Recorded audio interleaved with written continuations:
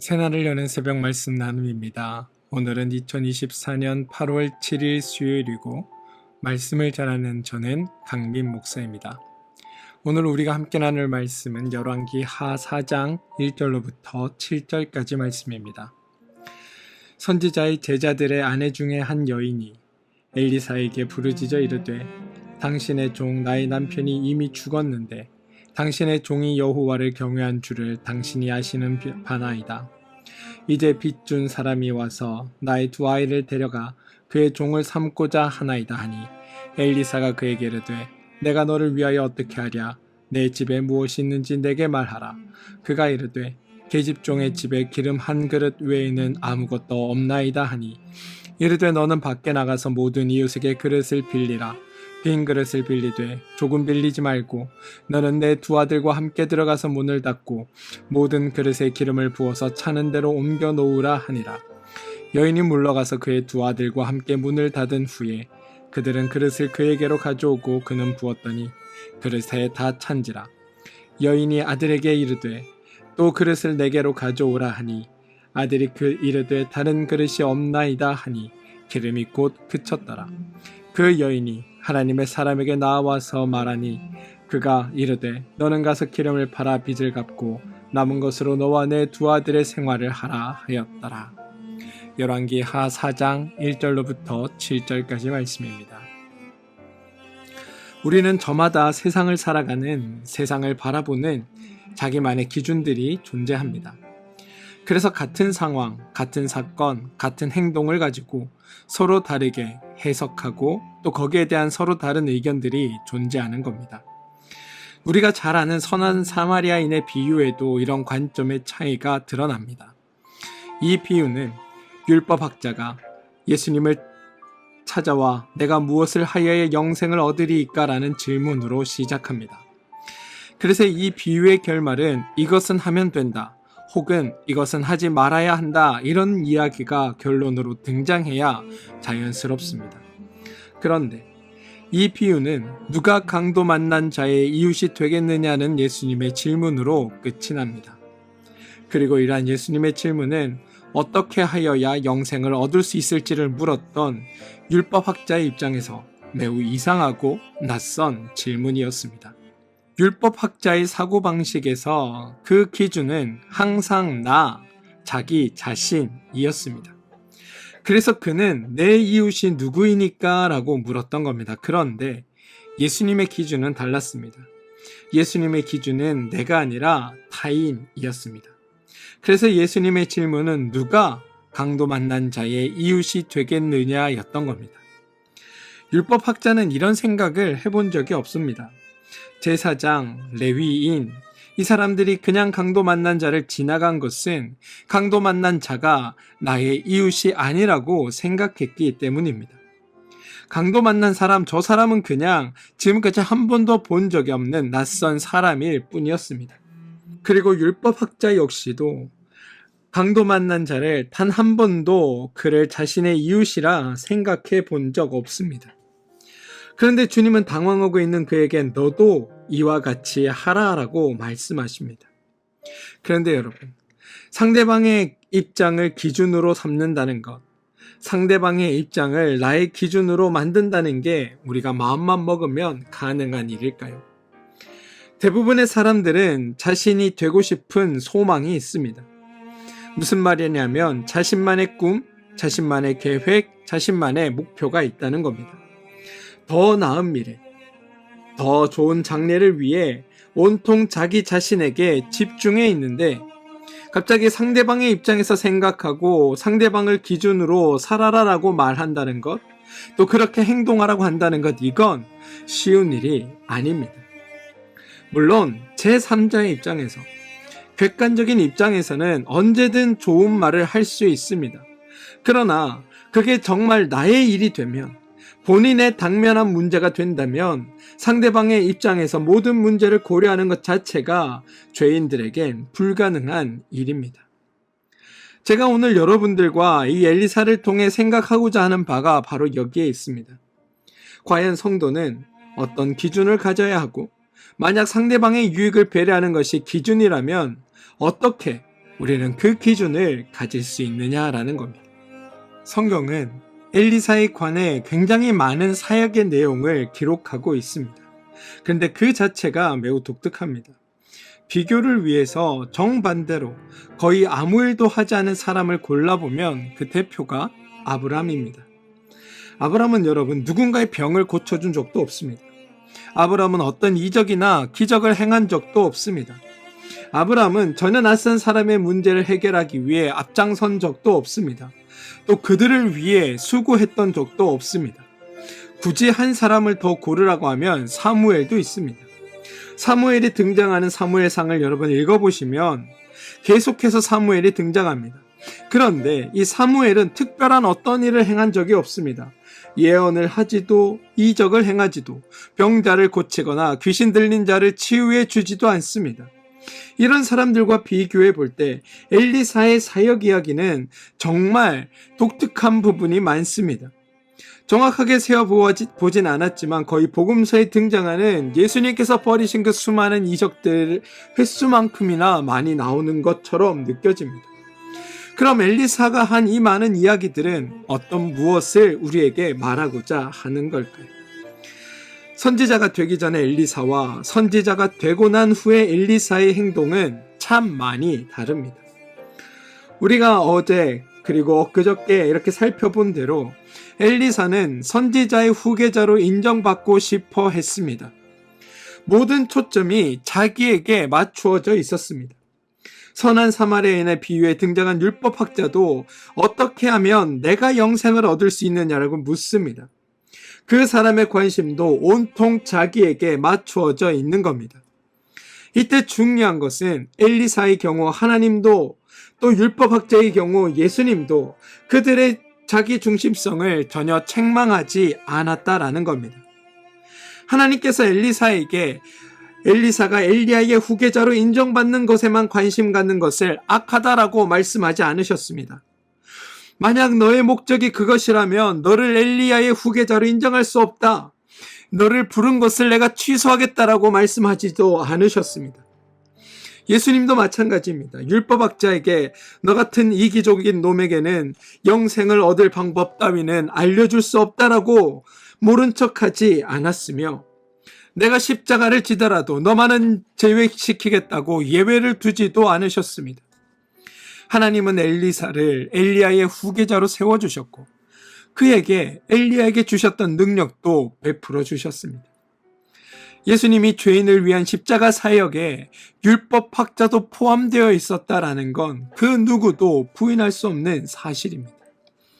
여러분, 성경은 우리가 자기중심적인 것, 이기적인 것을 잘못된 것으로, 악한 것으로, 나쁜 것으로 취급하고 있지 않습니다. 자기중심적이다, 이건 죄인이기에 어쩔 수 없는 일이다라고 인정하고 있다는 겁니다. 여러분, 죄인은 이타적인 존재가 될 수 없습니다. 사실 사람들은 너무나 쉽게 다른 사람을 위해 살아라, 타인을 위해 희생해라, 이타적인 존재가 되라라고 말을 합니다. 하지만 여러분, 그건 우리가 죄인인 상태로는 도저히 해낼 수 없는 불가능한 일입니다. 그렇게 살겠다고 마음으로 결심한다고 해서 사라지는 일이 아니라는 겁니다.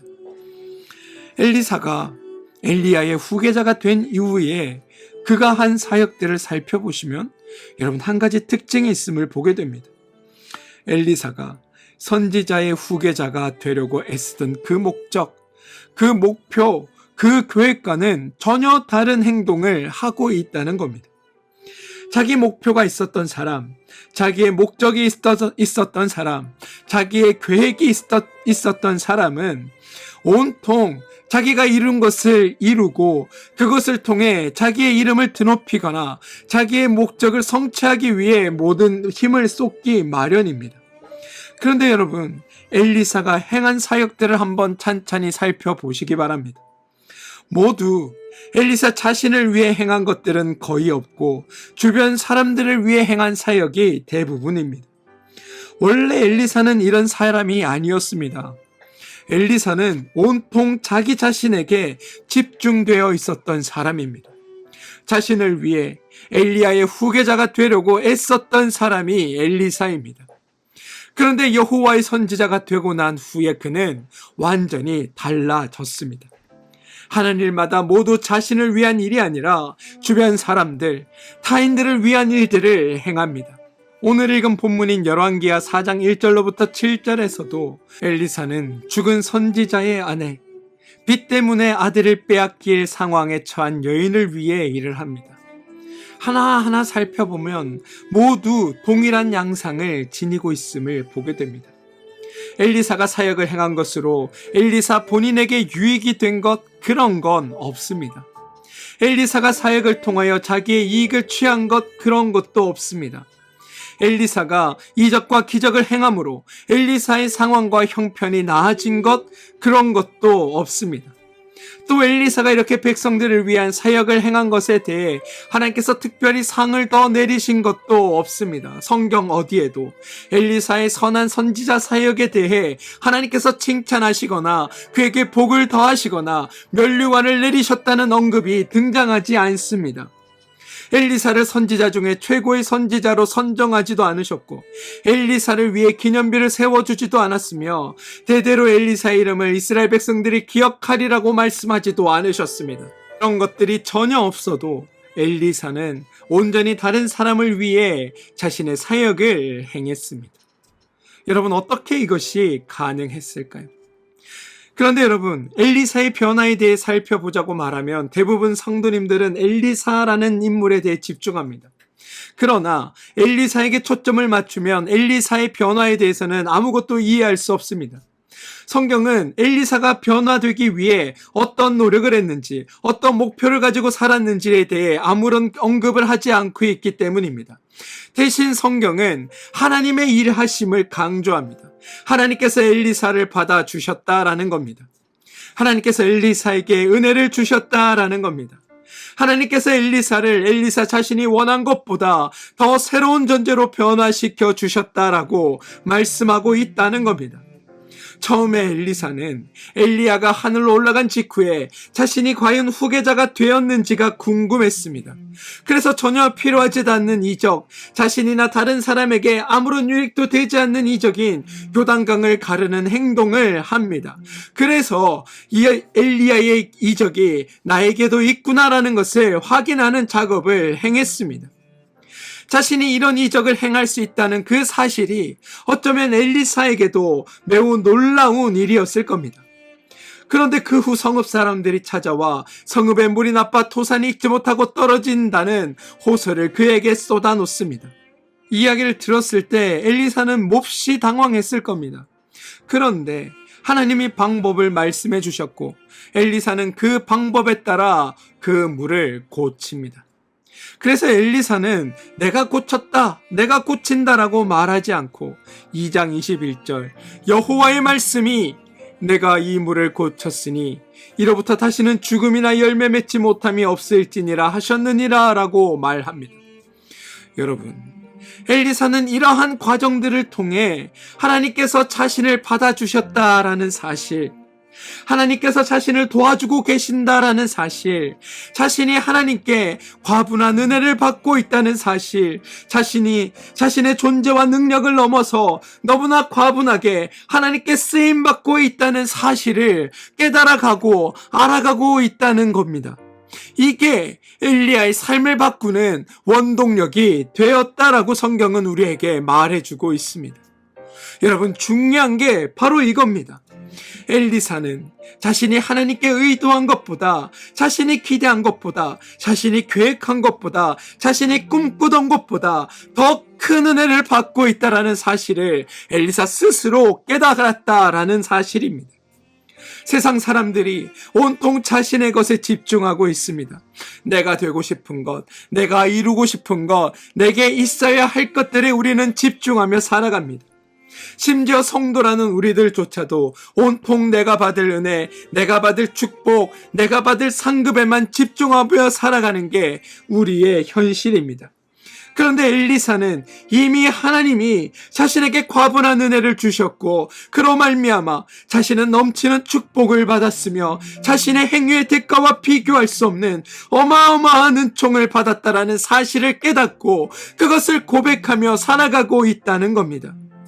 그래서 그는 더 이상 자기 자신에게 집중하지 않을 수 있었습니다. 이미 그는 은혜를 받은 존재였고 이미 자신에게 필요한 것은 모두 이루어졌거나 하나님이 삶 가운데 이루실 것임을 알았기 때문에 더 이상 자신이 아니라 다른 이들을 향해 그의 삶을 살아갈 수 있게 되었다라는 겁니다. 또한 엘리사는 이적과 기적을 베풀 때 상대방에 대한 어떠한 판단을 내리며 그에게 이적과 기적을 베풀지 않았습니다. 본문에 등장하는 선지자의 아내를 향해 도대체 살림을 어떻게 했는데 이 지경까지 왔느냐, 도와주면 정말 잘할 수 있느냐, 이런 것들을 따져 묻지 않았다는 겁니다.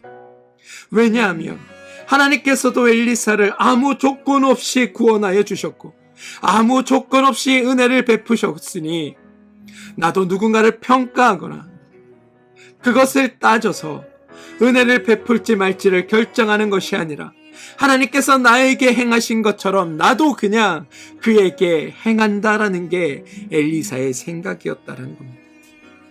저는 이 엘리사의 모습이 성도된 우리가 누리고 가져야 할 삶의 모습이라고 생각합니다.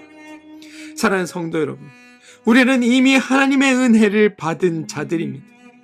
이미 우리의 모든 수고와 노력과 열심을 총동원해도 결코 이루어낼 수 없는 엄청난 축복을 받은 게 우리라고 성경은 우리에게 말하고 있습니다.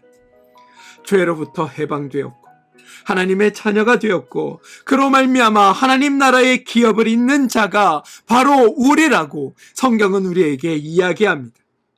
이미 우리는 우리의 힘으로 우리의 능력으로 얻을 수 있는 것 그 이상의 과분한 은혜를 받고 살아가는 존재입니다. 이렇게 우리는 이미 하나님께 은혜 받은 자라는 사실, 과분한 복을 받고 있다는 사실이 알아지고 깨달아지고 믿어져야 우리는 비로소 진심으로 우리의 주변 사람들을 돌아볼 수 있게 되는 겁니다. 그런데 여러분, 우리가 한 가지 유의해야 할 점이 있습니다. 우리가 상대방의 기준을 갖는 것, 상대방을 배려하는 것, 남의 입장이 되어주는 것을 가지고 상대방을 불쌍하게 생각하라라는 의미는 아니라는 것을 기억해야 합니다. 만약 우리가 상대방을 불쌍하게 여긴다라고 하면 그건 한편으로 매우 교만한 생각일 수 있습니다. 성도는 상대방을 불쌍히 여기는 존재가 아니라 나 자신이 너무나 과분한 사랑을 받고 있다라는 사실을 아는 자가 바로 성도인 겁니다. 왜냐하면 나의 나됨이 전적인 하나님의 은혜이고 그 은혜가 너무 과분해서 그것이 감격되어지고 받은 것이 황송하여져서 어쩔 줄 몰라 하는 것, 그게 성도여야 하는 겁니다. 그래서 내가 받은 것들, 내게 주어진 것들, 내게 과분하게 넘치는 것들을 주변으로 흘려보내는 것, 그게 상대방을 배려하는 것이고 남의 입장이 되어주는 것이고 상대방의 기준을 갖는 모습으로 드러나고 나타나게 되는 겁니다. 상대방이 불쌍해서가 아니라 내가 너무나 과분한 사랑을 받고 있고 이 과분한 사랑이 주체되지 못해 남에게 흘러가도록 하는 것, 이게 성도의 삶이라는 것을 여러분 기억해 주시길 바랍니다. 그래서 어떻게든 주변 사람들에게 내가 받은 것을 조금이라도 나누어 은혜 주신 하나님에 대한 감사의 표현을 드러내고 또 하나님을 알지 못하는 이들에게 베풀고 나누는 삶을 통해 하나님께서 우리 가운데 함께 계심을 드러내고 그것을 알게 하며 살아가는 것, 그게 믿는 성도의 삶이라는 것을 여러분 기억해 주시길 부탁드립니다. 성경은 여러분 우리에게 마냥 무턱대고 너 자신을 버려라, 타인을 위해 살아야 한다라고 말하고 있지 않습니다. 그 모든 삶이 가능하시도록 하시는 하나님을 너희가 먼저 알고 깨닫고 그래서 나의 삶이 그러한 하나님을 닮아 자연스럽게 그렇게 흘러가도록 하는 것, 이게 우리가 믿는 그리스도교의 가르침이며 성도의 삶이라고 성경은 이야기하고 있다는 겁니다. 사랑하는 성도 여러분, 우리 그리스도교는 하나님께 빌어 복을 받는 종교가 아닙니다. 우리 그리스도교는 먼저 하나님께서 우리를 찾아와 주셨고 우리에게 과분한 은혜를 베풀어 주시는 종교입니다. 하나님의 은혜 주심을 통하여 예수 그리스도의 십자가 사역을 통하여 우리를 구원하여 성도로 세워주시고 그 일을 통해 성도가 성도답게 살아갈 수 있는 모든 변화를 만들어 주시는 분이 하나님이라고 말씀하고 있다는 겁니다. 그 일을 우리 가운데 이루시고 그 후에야 성도답게 살아라라고 권면하고 계시는 종교가 바로 우리 그리스도교입니다. 그러므로 성도가 먼저 해야 할 것, 가장 먼저 알아야 할 것은 언제나 나를 받아주신 하나님, 나에게 은혜 주신 하나님, 하나님의 은혜를 받아 새로워진 나의 성도됨이라는 것을 우리가 먼저 깨닫고 기억해야 합니다. 저는 여러분들 모두가 이 사실을 깨닫고 알게 되길 원합니다. 그리고 이 사실에 근거하여 여러분들의 삶을 살아가시게 되길 소망합니다. 말씀을 통해 하나님을 아시고 나의 성도됨을 아시고 세상은 도무지 흉내낼 수 없는 거룩한 성도의 삶, 하나님의 자녀된 삶, 자유와 평화와 기쁨과 안식과 베품의 삶을 풍성히 누려나가는 그런 여러분들 되시길 주님의 이름으로 축원드리겠습니다. 함께 기도합니다. 주님, 우리가 하나님의 사랑에 힘입어 하나님께 은혜 받은 자로 변화되게 도와주시옵소서. 억지로 타인을 위해 사는 삶이 아니라 하나님이 내게 이루어내심을 보고 깨닫고 그 은혜로 살아감을 알게 됨으로 인해 하나님을 닮은 자로 살아가는 우리가 되게 하시고 그렇게 살아가는 우리의 삶을 통하여 하나님의 이름이 하나님의 사랑이 드러나는 일들이 우리 모두 가운데 있게 하여 주시옵소서. 예수님의 이름으로 기도합니다. 아멘.